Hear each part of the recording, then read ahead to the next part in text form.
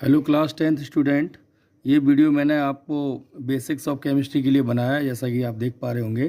तो सबसे पहले स्टार्टिंग होती है एलिमेंट से।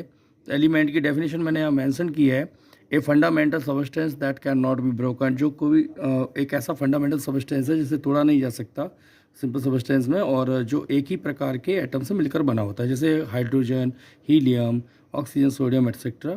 इसके बाद सिंबल्स एलिमेंट्स के दूसरे नंबर पर ज़रूरी चीज़ है सिंबल्स। तो वो सिंबल्स में आपके आ जाते हैं, जैसे ऑक्सीजन को हमने ओ से रिप्रेजेंट किया है, नाइट्रोजन को एन से, कार्बन सी। कुछ ये तो आपके इंग्लिश के नेम हो गए, कुछ लैटिन भाषा के नेम भी रिस्पॉन्सिबल होते हैं, जैसे कि सोडियम का नेट्रियम होता है, इसलिए इसका सिंबल एन ए। और इसी तरह से आयरन का फेरम होता है, ये फेरस, तो ये एफ ही हो जाता है। पोटेशियम का कैलियम, तो के।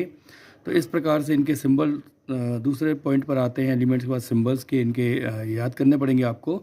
उसके बाद कंपाउंड्स। कंपाउंड क्या होते हैं कि दो या दो से अधिक प्रकार के एलिमेंट्स मिलकर के केमिकल जॉइंट टुगेदर होकर के आपके कंपाउंड बनाते हैं। जैसे कुछ एग्जांपल में H2O, NaCl है, AlCl3 है।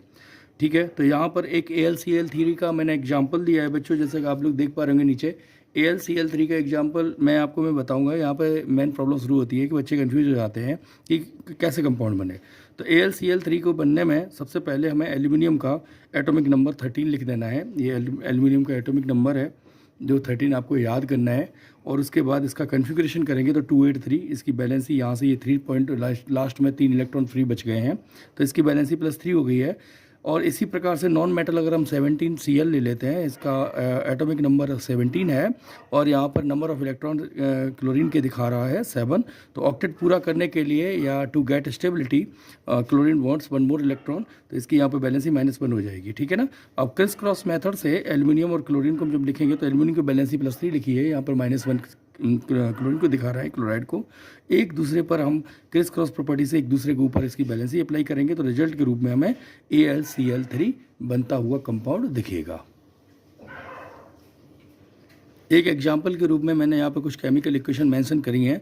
जैसे कि पहले एग्जाम्पल में मैंने एल्यूमिनियम को HCl के साथ रिएक्शन दिखाया है, तो यहाँ पर ये AlCl3 बनेगा क्योंकि एल्यूमिनियम की बैलेंसी 3 है, और एल्यूमिनियम का जो पार्ट है वो क्लोरीन के साथ रिएक्ट करके Al और Cl बनाएगा, और एल्यूमिनियम की बैलेंसी 3 Cl पर अप्लाई हो जाएगी, और Cl की बैलेंसी 1 होती है, 1 लिखा नहीं जाता।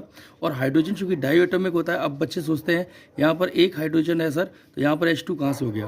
तो H2 होने का मेन कारण क्या है कि बच्चों हाइड्रोजन डाई एटॉमिक होता है, वो कभी अकेला रहता ही नहीं है, वो हमेशा 2 एटम के साथ में रहेगा। उसकी एटोमिसिटी जो होती है ना, वो 2 होती है। इसी प्रकार से दूसरा इस यहाँ पर देखेंगे, जिंक का CuSO4 के साथ रिएक्शन कराया है तो ZnSO4 बन गया है, और ये Cu वैसा ही अलग निकल गया। Na2S इस वाले एग्जाम्पल में थोड़ा सा समझने का है। ये आपका सोडियम सल्फाइड है। अब चूंकि यहाँ पर सोडियम की बैलेंसी 1 होती है, अब सोडियम सल्फाइड का फॉर्मूला यही क्यों हुआ है वो देखने की बात है कि सोडियम की बैलेंसी यहाँ पर +1 है जो अप्लाई हो गई है सल्फर पर। अब हालांकि एक सल्फाइड पर लिखा नहीं जाता है 1, और सल्फाइड की बैलेंसी होती है -2 जो अप्लाई हो गई है सोडियम पर। तो यहाँ पर फॉर्मूला बन जाएगा सोडियम सल्फाइड का Na2S और +HCl। जब इस सोडियम सल्फाइड का रिएक्शन HCl के साथ होगा तो ये सोडियम हमारा Cl के साथ अटैच होकर NaCl बनाएगा, और हाइड्रोजन जो कि सल्फर के साथ अटैच होकर के अब सल्फाइड की बैलेंसी 2 होती है जो हाइड्रोजन पर अप्लाई हो जाएगी तो H2S बन जाएगा। इसी तरह से लिथियम पर सल्फेट की बैलेंसी 2 आ गई है, सल्फेट की बैलेंसी 2 आ गई तो बनेगा लिथियम सल्फेट का फॉर्मूला हो जाएगा Li2SO4। और Ba की जो 2 बैलेंसी होती है वो Cl पर लगी हुई है, तो यहाँ पर बेरियम क्लोराइड है। अब इस तरह से लिथियम जाएगा Li के पास, तो बनेगा हमारा दोनों की बैलेंसी चूँकि 2 है तो कैंसिल होकर LiCl बन जाएगा, और यहाँ से ये BaSO4 और SO4 की बैलेंसी 2 जो है वो Ba पे लग जाएगी, तो बनेगा हमारा, सॉरी दोनों की बैलेंसी 2 होती है, Ba की भी 2 है और SO4 की 2 है, तो दोनों कैंसिल होकर BaSO4 बन जाएगा। ध्यान दें बच्चों, ये अभी बैलेंस नहीं है, केवल मैंने आपको केमिकल इक्वेशंस बनाना सिखाया है बैलेंसिंग के लिए। मैं अगले वीडियो में आपको बैलेंसिंग भी बता दूंगा।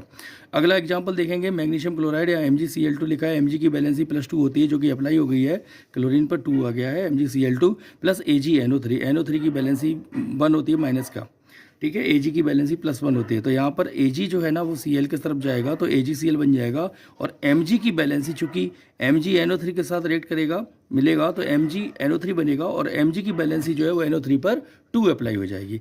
इस तरह से हमारे केमिकल इक्वेशंस बनते हैं। कंपाउंड का बनना बहुत ज़रूरी है बच्चों, इस तरह से आप केमिकल इक्वेशंस बना सकते हैं। मिलते हैं फिर किसी नेक्स्ट वीडियो में जिसमें मैं आपको बताऊंगा कि कैसे हम केमिकल इक्वेशन को बैलेंस करेंगे।